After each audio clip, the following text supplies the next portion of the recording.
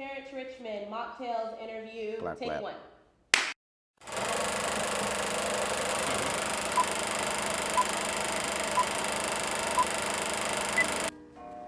What up, y'all? My name is Adeyemi Bassie, and I get the honor, the privilege of sitting here with an incredible artist, a pastor, a creative and activational leader. But today we are focused on the artist that is Terrance Richmond. How are you, sir? I am great. Yeah. I am happy to be here. You look good. I like this fit. Man, you know what? I agree. It's a good fit. It's a good fit. Tell me about the fit. Tell me about the fit. This suit is custom made by Indochino. It is a global company, and I just so happen to be blessed to know someone that that represents Indochino at a high level, and they have very affordable custom suits, amazing material that is super cost effective for anyone. And then, you know, the shoes are Flu-Vogue. Fire. Got them on clearance. But still, I think people think sometimes stuff is expensive. You just wait long enough, and they'll be waiting for you. And then I got some Oakland Roots socks. People don't know the super dope thing about Oakland Roots is, yes, Oakland is my roots, but Oakland Roots is, if I'm not mistaken, it is a female soccer club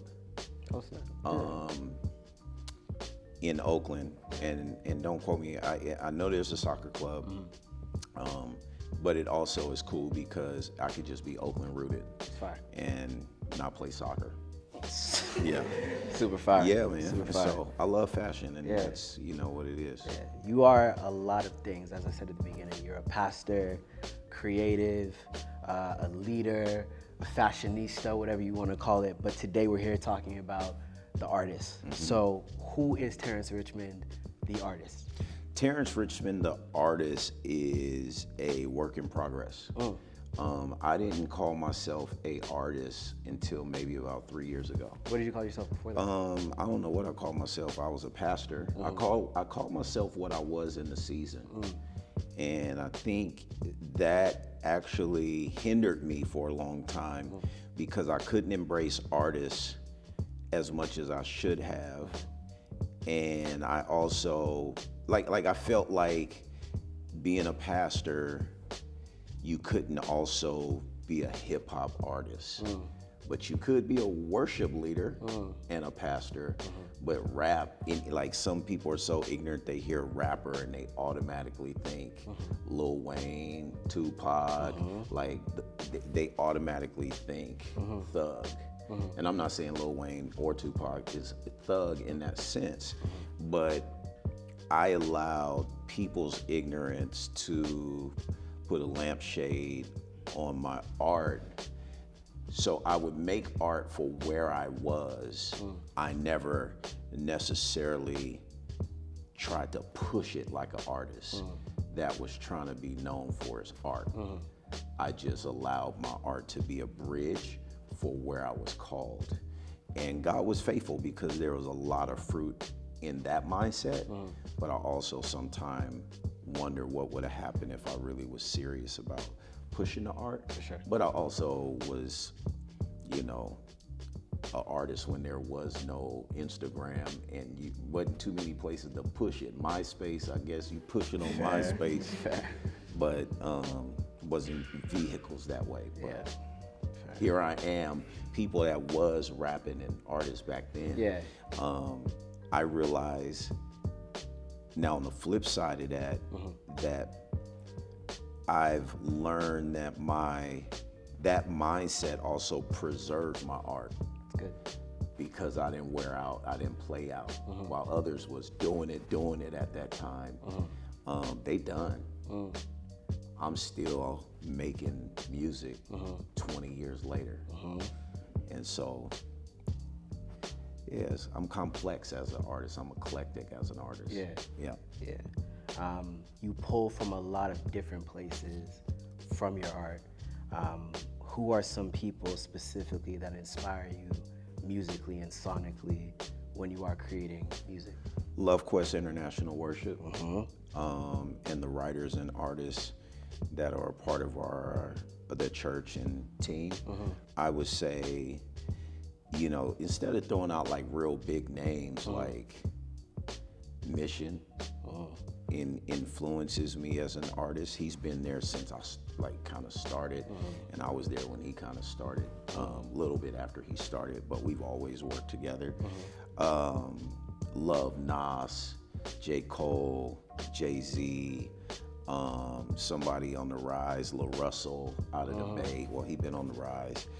And some people might be like, oh, those are secular artists, but you can learn because they have God-given talent and ability. You can learn from their hustle, they grind, 100%. how they market, how they really believe in themselves and their craft. It's a guy out there named Scribe Music, and he's pretty cool. Dope.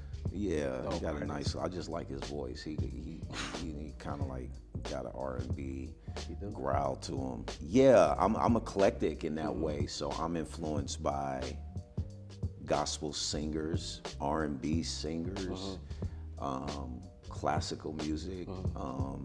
I'm also influenced by the word. So you don't got to put no sound to the word. Yeah. And I'm triggered by the word.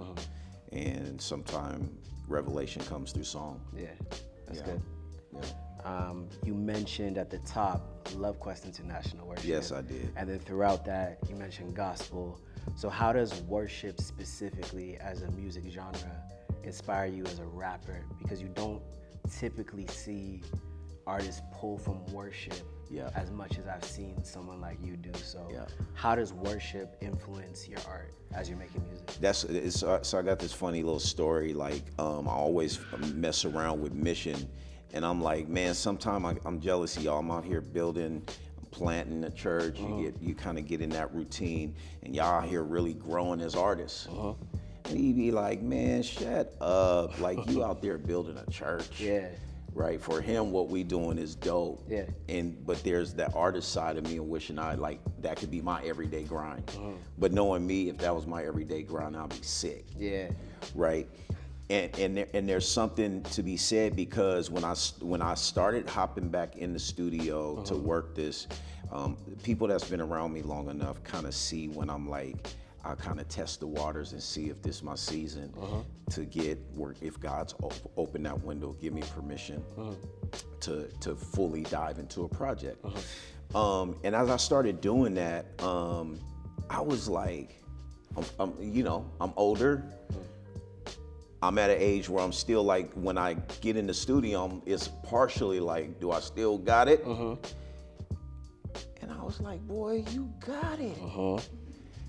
You better than what you was, and you've evolved. Yeah. And then I was like, how did I evolve? I haven't, because if you hear guys that's really honing in on their craft, they like, you gotta sharpen your craft. You gotta just keep writing. And I remember my wife just reminded me, I was like, man, I haven't been sharpening my craft. And I was like, I actually been sharpening my craft in a way broader way than your typical rapper. Yeah. I've been writing worship music. That's good. I've been writing worship albums. I've been composing songs. I've been helping people find their voices. I've been hearing harmonies and melodies. And so when I hop back in the booth, man, playing with words is the easy part. But now my ear is even sharper. That's good. You know what I mean? Yeah. And so for me, Love Quest Worship has been very vital to being the canvas, the sandbox that has allowed me to create while, and I don't think I could put this album out until I've put my assignment was the worship project first. My assignment was activating Love Quest Worship, International Worship, over the last few years, and shifting people around and safeguarding the enemy attacking, trying to tear the worship team apart. You know what I mean? That's been my assignment. If I'm out here trying to be a rapper and put my work out, the sound of the house would have been compromised, right? And so there's a grace and a favor by putting God's album, God's sound for his house. It's not like my album ain't God's sound, but his sound for his house. Yeah. So worship has went before me. That's the only way this album could work. That's good. So now I'm putting this project out on the tail wind of our worship project. That's good. Yeah. That's good. So let's hop into the album a little bit. This is your first project since 2022. The last one you put out was Paracletes.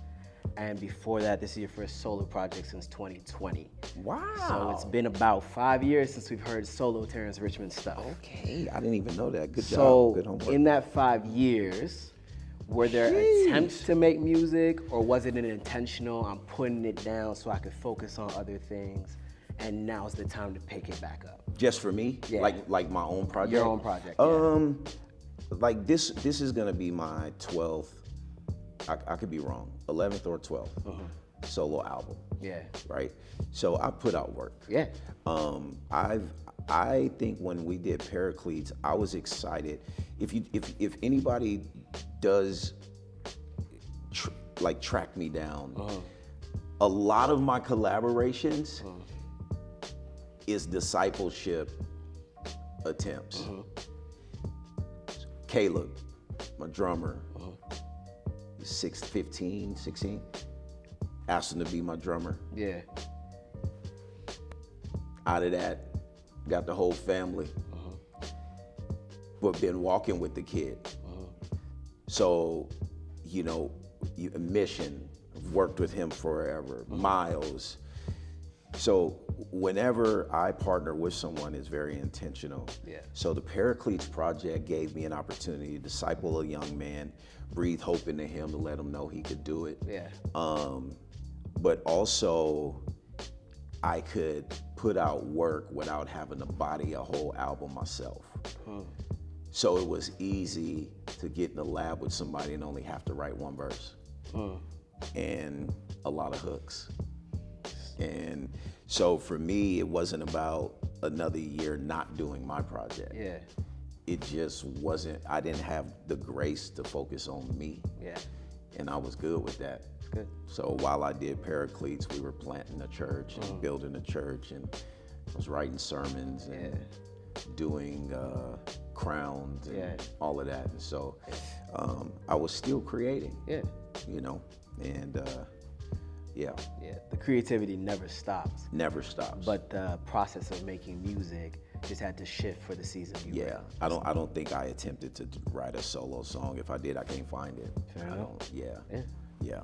So the album is Mocktales, but it's not spelled like people would usually see Mocktales. So why did you choose this as the album title? Man, I was over this last couple of years. I've been thinking that at first the album was going to be Better Views. That's what I was excited for. That was listen. I had planned for the last 2-3 years for this to be my last album.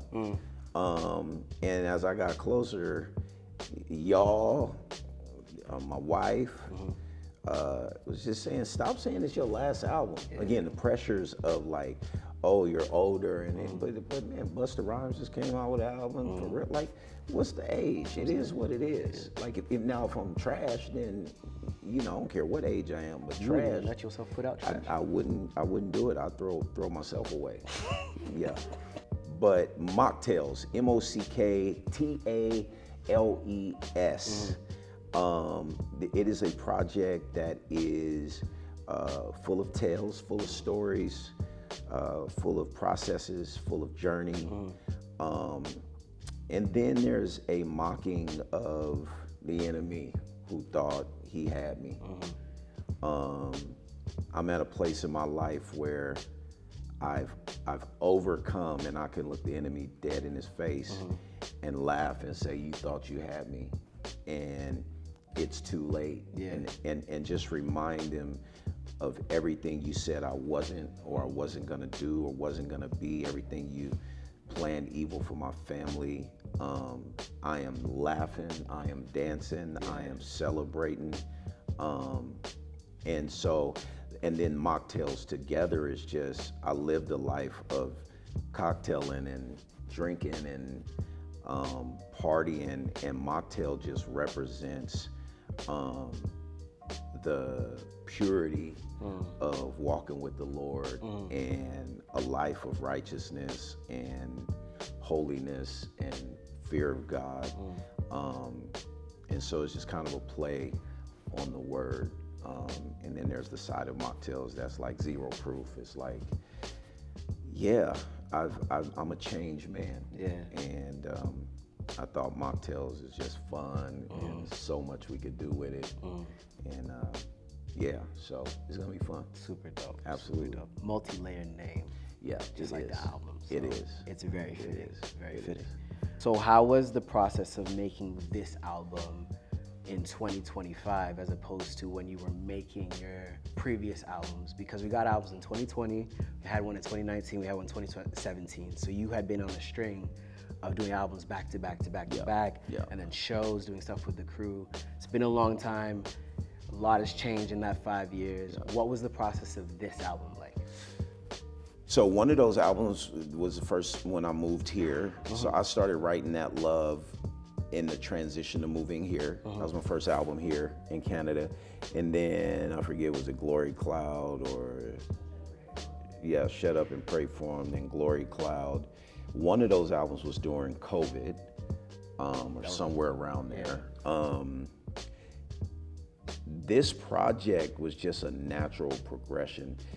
I had attempted to start just kind of like rounding up music like a year and a half ago. Went out to the Bay, got with Mission's production team, and I was just like at this age and at this time, like I want to talk. I want to be vulnerable. Too grown to be making songs for youth ministries. I got something to say. Yeah. I got the energy. I can go jump around. Yeah. Like I'm gonna get turned up, but like I got something to say. And at this point, I gotta make every single album count, and I feel indebted to the next generation. Right? I'm always writing. It ain't too many songs that I've written that will play out in the future. Like I also write for where people are gonna end up. Right, so right now I may not write a song that may be the trend. Right. But when you get saved, you're gonna need what I just wrote. That's good. And my beat selection, I feel I have pretty good taste when it comes to beats, and so I rarely pick beats that are just hot right now. So this process, I needed to go get around some sampling, some mature sounds, and then I was trying it out, and I was like, I think God's saying it's time. Yeah. And then I put a year and a half went by, and then I really don't know. I think it was a 24-hour prayer. Yeah. And I went in there and recorded something, and Troy and Adam looked at me and was like, "Oh, you coming back like that?" And I said, "Yep." And I kind of rested from there, and I've just been put it this way, I've been collecting beats for like three and a half, about 4 years. So I got so many beats, and I've recorded maybe 19 songs. I got like 23 right now. Yeah. But about 19 songs in the last 2 months, something like that. Yeah. So I've been on a roll. Yeah. And I'm excited about it. You mentioned the sampling Yeah. on the album. There's a lot of samples, a lot of you taking from different sounds and whatnot. Talk to me about some of the inspirations specifically for this project. I'm in a place in my life where I'm really confident in what God is doing through me, how He's anointed me, and I'm unashamed of not just the gospel, but of my identity. That's good. I think too many people downplay their greatness. And I'm in a place in my life where I'm like, no, I have good fruit. And I am a legit leader. Yes, sir. and I'm a legit preacher. I am a legit husband. I'm a legit, because sometimes if you don't feel like you're legit or you are it, you don't talk about it. Because why am I gonna boast in it, right? So then some of those same insecure people are hiding behind, it's all about God. God don't need me to say it's all about him. He looks at my heart. So I have something to offer. So behind this project, I'm vulnerable. As an artist, I get to tell you stuff that I probably won't say over the pulpit, because it's my art. And I feel like I wanted to be more vulnerable. I wanted to go deeper. I do contemplate about the end of my life. I do contemplate about legacy. I'm at that place, and it's like, I feel like there's a generation that deserves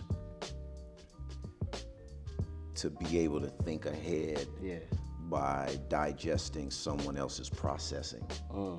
And I just feel like, lastly, it's the church will benefit from Terrance Richmond, the artist, in a different way. For sure. There's over 50% of our congregation that don't even know PT can go. So when y'all did y'all little Three Kings thing, and y'all was joking around talking about come up, I'm like, nah, y'all gonna do y'all thing. Cause when I come out, I'm gonna come out. And I feel that that's going to create another wave in our community, because it's like, whoa, our pastor. And then some folks gonna have to be like, my pastor's a rapper. And he's black, and he's from America, and they got to deal with their family on that one. And it is what it is. It is what it is. Absolutely. Because you are who you are. Absolutely. You gave me the opportunity to listen to some of the songs off the album. First of all, it's incredible. It's so good. Unmixed, incredible. Unmixed. That's the crazy part, is I can't wait to hear it all put together. But one of the things that I said about it was you sounded very assured. You sounded very much comfortable with the artist you are, but not just the artist, the man that you are. Is that something that's new for you on this project versus previous projects, or would you say this is an evolution for something that began in your previous project? I think previous art, I did what I knew I could do. I wrote what I was comfortable sharing. And I have some vulnerability. I have some depth in my past projects. And there was a message I was trying to share. You got to get that love. And I will say this. I also was stuck trying to write things that I feel would be palatable for the non-believer or the festival or the club, or without compromise though. I feel in this time, I'm just like, I am 100% everything that I am. I follow Jesus. I just want to make it dope. And it's very consistent in what I've written, but my confidence is just different. And when I say confidence, I'm not like, oh, I'm just bodying this song. I'm like confident in like my creativity. You like it. I'm writing what I want to write. And I'm writing what feels good. And I find in my music now, I'm not all over the place. Like, I'm eclectic, but there's a clear, I don't even know how to explain it. Like, there's a clear place I'm in. Like, you can hear where I'm at in my life. 100%. Versus before, I'm just talking about life and trying to encourage you and all that. I think you can really hear where I'm at. For sure. Last question. As the album is rolling out and as people begin to hear it, what's one thing that may not be so obvious that you want the people listening to listen for? What should their ears be tuned to as they listen through Mocktales? This is a rapper, hip hop artist that takes walking with God serious. It's a beautiful question because I hope through every song you can hear it as a conversation as I walk with God through the garden. Whether it's I'm talking about my mom, whether it's like I ask a lot of questions in some songs. I'm contemplating, I'm vulnerable, I'm asking the stuff the person in the pew asking. Yeah. Versus the preacher that's telling you. And so I hope people can hear the footsteps of me and the Father walking. It's good. Yeah. It's good. TR, it was a pleasure. I'm Yes, sir. excited for this album to be out, for the people to hear it. Thank you for spending your time with me. Thank you for opening up. And we're excited to see all that Mocktales is going to do, not only for the church, but in the culture at large. We got to do part 2 Yes, at sir. some point. Yes, sir. Appreciate you, sir. Yes, sir. Excited. Me too.